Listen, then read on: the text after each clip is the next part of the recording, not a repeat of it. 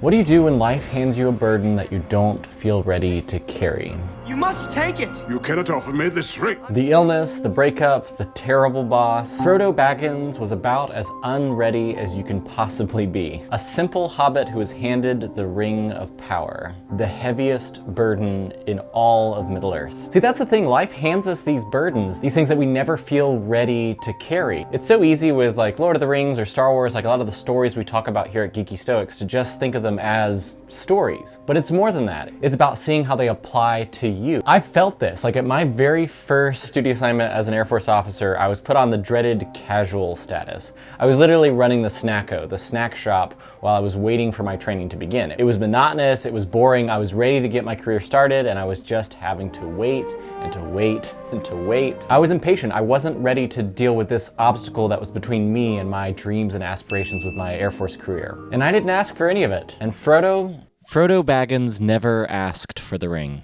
He was not a great warrior, he was not a wizard, he was not a king. He was a hobbit from Brandy Hall in Buckland, and someone who loved, according to Tolkien, the woods, the fields, and the little rivers. Yet one shadowy evening in Bag End, Frodo learned that he had inherited the most dangerous object in all of Middle-earth, a weapon of absolute corruption. Don't tempt me, Frodo! And Frodo would take the responsibility to keep it out of the hands of the Dark Lord's hunters, the Nazgul. So there's a moment in the Fellowship of the Ring film where upon and after much arguing and consternation from the Council of Elrond, Frodo offers to carry the ring to Mordor. And Gandalf has this look of realization. It's like this really powerful moment of almost resignation, and you can see it in Gandalf's eyes.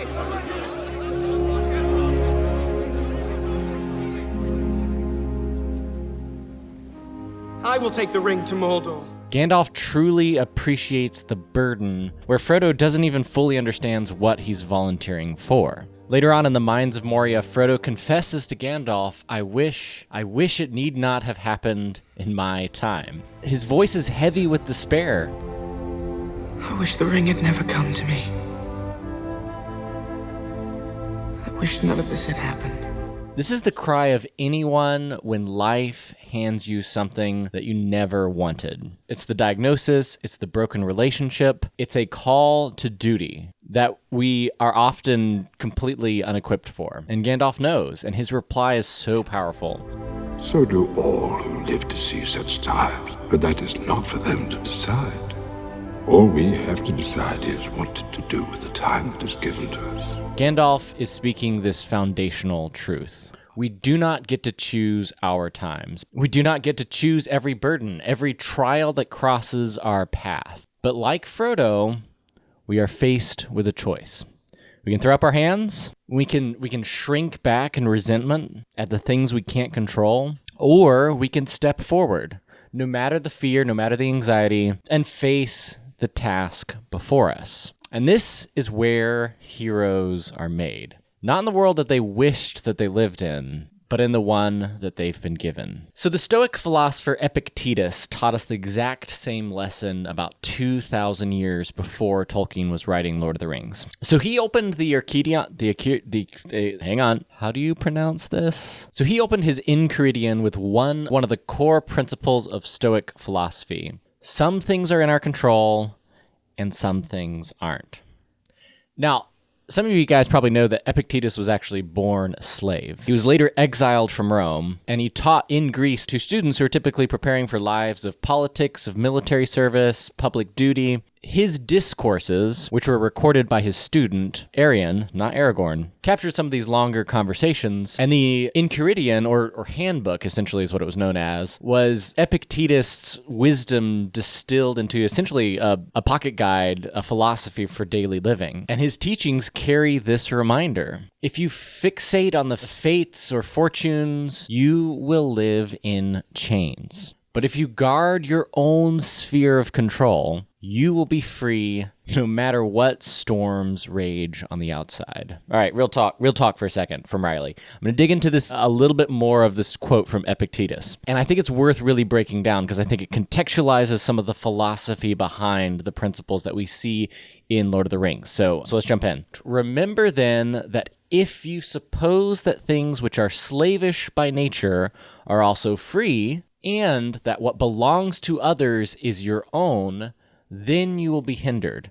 So what Epictetus is saying here is that the things which are slavish are the things that are beyond your control. They're the curses of life that befall all of us, the things outside of our realm of control. And if we perceive those and we muddy those with things that we see as free or things that we have the freedom to change, that we can change, then we will be hindered. Epictetus goes on, "You will lament, you will be disturbed, and you will find fault with the gods and men. But," here's the important part, "if you suppose that only to be your own, which is your own, and what belongs to others such as it really is, then no one will ever compel you or restrain you." And again, that's the full context of Epictetus talking about what is and what isn't in your control. What is your own? It's your own response to the circumstances around you. Marcus Aurelius talks about choose not to feel harmed and you will not be harmed. Choose not to feel offended and you will not be offended. No offense will have taken place.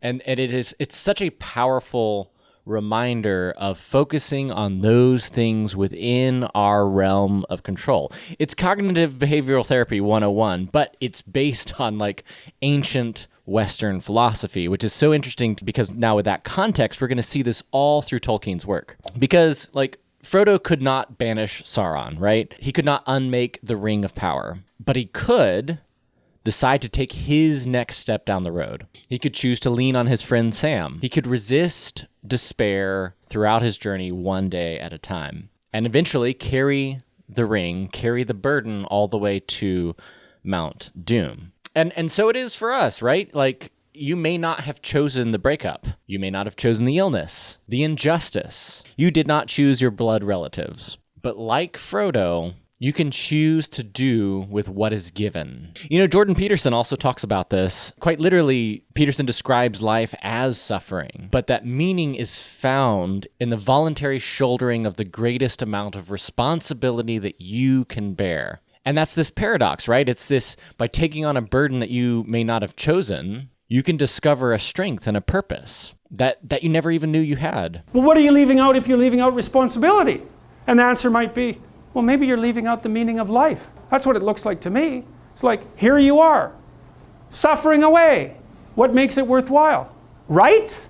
Frodo did not become great in spite of the weight of the ring. He becomes great. He becomes a hero because he chose to carry it. And this is where Tolkien is kind of flipping the script on the Joseph Campbell philosophy. I'm talking about the hero's journey framework. Campbell was this 20th century mythologist. He authored the book Hero with 1,000 Faces. He popularized the notion of the hero's journey, which is like this universal framework where this predestined hero answers the call to adventure, right? He leaves the moisture farm, escapes Privet Drive, is opened up he takes his first step into a larger world. But it's always the chosen one, the boy who lived. And this is right out of the great man theory of history, the Napoleons, the Alexander the Greats. It's a theory that was popularized in the 19th century by thinkers like Thomas Carlyle. He's the Scottish philosopher who really kind of popularized this notion of the great man. But it has its roots in Western philosophy. I think the best example is the Greeks. They celebrated this idea that history's turning points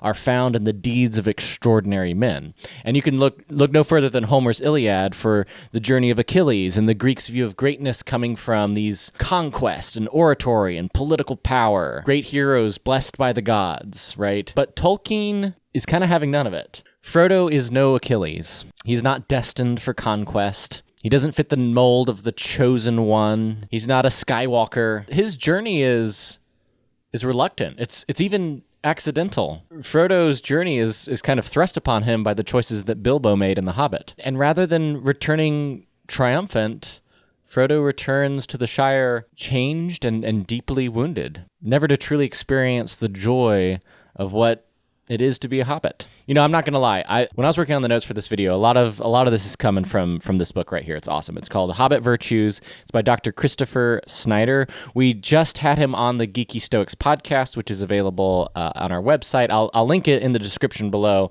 It's a full 40-minute conversation that I highly encourage you to take a listen to, and another reason to subscribe to our Substack. So there you go. There's a little plug for you. In our conversation, Dr. Snyder really describes Tolkien's view of Western philosophy and how he took parts, but also and how he adopted certain elements of the traditions of Western philosophy and in his view of virtue and heroism, but also had a distinctly British or Anglo perspective on virtue and on the heroes. And that's where Tolkien really does emphasizes the simple courage of hobbits. I could go on, but honestly, Chris describes it better than I could. Tolkien was very much a believer in the heroic ethos of the ancient world, especially the barbarian world. Not so much the Greeks and the Romans, but the Germans and the Celts. That's a kind of a field of ethics or an ethics area that doesn't usually get talked about, is the ethics of the barbarians. But these are barbarians who all eventually are converted to Christianity. And so the Middle Ages is so fascinating because you combine these sort of classical philosophies and virtues with barbarian virtues. And so you have these decisions being made that, no, I will stand here and fight to my last breath to defend my friends, even though it's not progressing the cause, it's not going to save the citadel. Or Sam's stick-to-itness, his saying, no, even when there's no hope, I'm still going to keep moving forward. I can't carry the ring for you, Mr. Frodo, but I can carry you. I don't know about you, but that scene makes me cry every time I see it in the film. That is a virtue that Tolkien saw as particular to the English, not exclusively English, but he was very proud that the English had the keep calm and carry on mentality that served them in World War I and World War II. And so he celebrates that in Sam, who's, remember, he's based on the Batman, the servant to the officer in the English army of the early 20th century. So yeah, Tolkien beautifully undermines the great man theory, and really maybe to some extent the Joseph Campbell theory of the hero's journey, but in a way that I think is very powerful and very encouraging for us, for me, for my internal hobbit. Because the ring is not destroyed by a mighty warrior or a king, but by a hobbit, the smallest and most overlooked folks in Middle-earth. Hobbits love their gardens, they love Elevenseas, the Gaffer's Ale. They have no desire for renown. And for precisely that reason, Frodo could resist the pull of the ring, at least to some extent. His courage was quiet, but persistent. It was the courage to just keep walking, to shoulder the burden that would slowly eat his soul. You know, Bilbo, at the beginning of Fellowship of the Ring, I believe it's in the extended edition, but he comments, "Things are made to endure in the Shire." And I remember watching that, and with the context of knowing what Frodo's journey would be, that one sentence is so freaking powerful. For things are made to endure in the Shire, passing from one generation to the next. Bilbo was right. Frodo couldn't control the ring's poison, but he could endure. He could take that next step towards Mount Doom. And hobbits would indeed shape the fortunes of all. You know, it's worth circling back here at the end. It's so interesting because Frodo bearing the ring is what not just changed his life, but saved Middle-earth. And he was a part of, and a big part of that story of redemption and resilience. For me, like, when I think back to that first assignment at Goodfellow Air Force Base, 6 months is a long time to hang out in an office pushing papers and processing transactions for a bag of Doritos. But as I look back on it, actually, that was a time where life slowed down enough for me to actually start building some community, and that I look back and that really shaped my own values throughout the rest of the career and showed me what I was missing at later points in my career when I didn't have that kind of community. It made me really value and know that it's possible. So I look back on my time at Goodfellow very fondly. Not to mention that's also when I met my now wife, Savannah. And every obstacle, every burden has its own opportunity to make you a better version of yourself. That's my takeaway, and that's really the whole point of this video. If you're a philosophy nerd and or just a nerd, you have come to the right place. Geeky Stoics, make sure you check out our Substack, link in the description below, as well as joining our Discord community. We would love to have you if you are here to make a difference for yourself and for your community by actually living some of the principles that we learned in the stories we grew up with. May the Force be with you. I know it's a different franchise. Also, yes, I'm watching The Mask of Zorro.